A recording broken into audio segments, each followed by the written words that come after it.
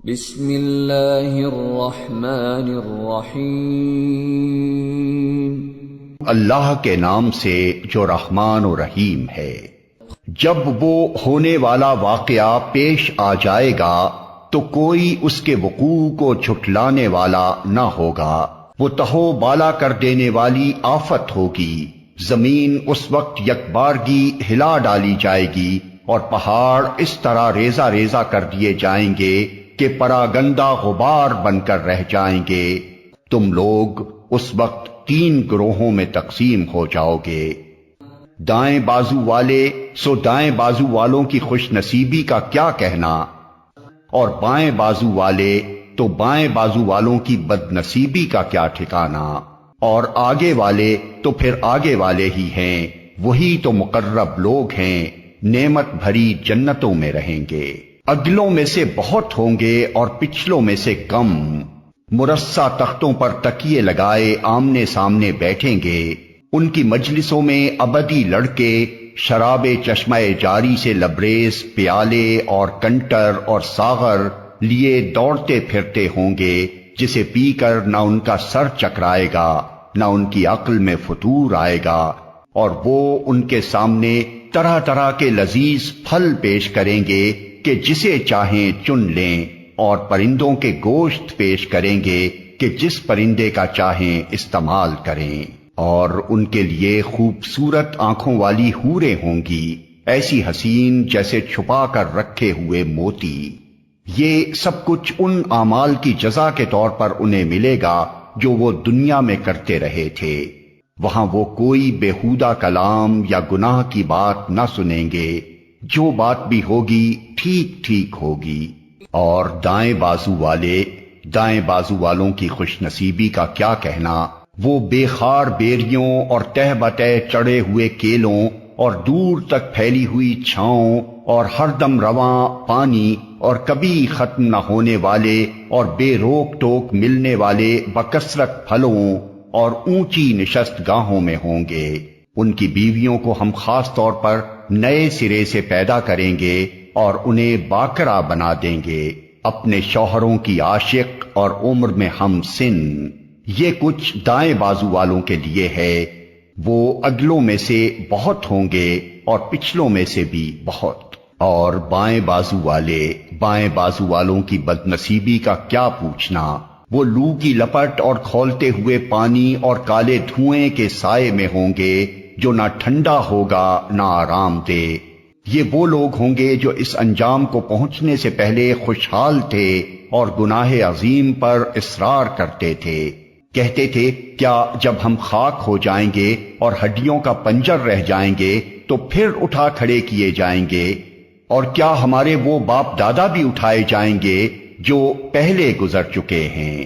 اے نبی، ان لوگوں سے کہو یقیناً اگلے اور پچھلے سب ایک دن ضرور جمع کیے جانے والے ہیں، جس کا وقت مقرر کیا جا چکا ہے۔ پھر اے گمراہو اور جھٹلانے والو، تم شجر زقوم کی غذا کھانے والے ہو، اسی سے تم پیٹ بھرو گے اور اوپر سے کھولتا ہوا پانی تونس لگے ہوئے اونٹ کی طرح پیو گے۔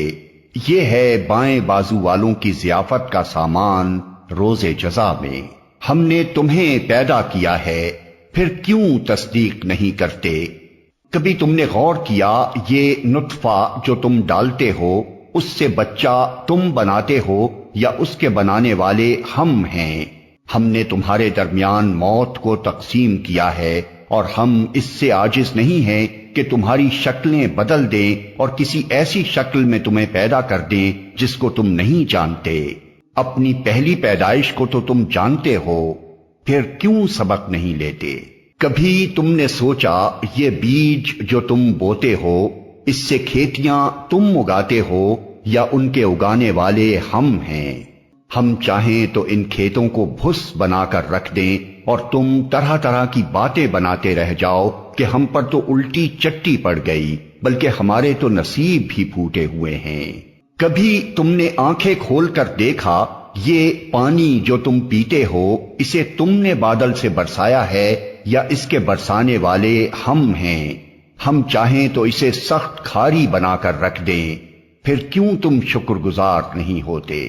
کبھی تم نے خیال کیا یہ آگ جو تم سلگاتے ہو اس کا درخت تم نے پیدا کیا ہے یا اس کے پیدا کرنے والے ہم ہیں؟ ہم نے اس کو یاد دہانی کا ذریعہ اور حاجت مندوں کے لیے سامان زیست بنایا ہے۔ پس اے نبی اپنے رب عظیم کے نام کی تسبیح کرو۔ پس نہیں میں قسم کھاتا ہوں تاروں کے مواقع کی، اور اگر تم سمجھو تو یہ بہت بڑی قسم ہے کہ یہ ایک بلند پایا قرآن ہے، ایک محفوظ کتاب میں ثبت جسے مطہرین کے سوا کوئی چھو نہیں سکتا۔ یہ رب العالمین کا نازل کرتا ہے۔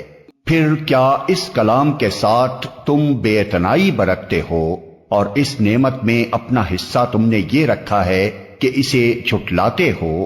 اب اگر تم کسی کے محکوم نہیں ہو اور اپنے اس خیال میں سچے ہو تو جب مرنے والے کی جان حلق تک پہنچ چکی ہوتی ہے اور تم آنکھوں دیکھ رہے ہوتے ہو کہ وہ مر رہا ہے، اس وقت اس کی نکلتی ہوئی جان کو واپس کیوں نہیں لے آتے؟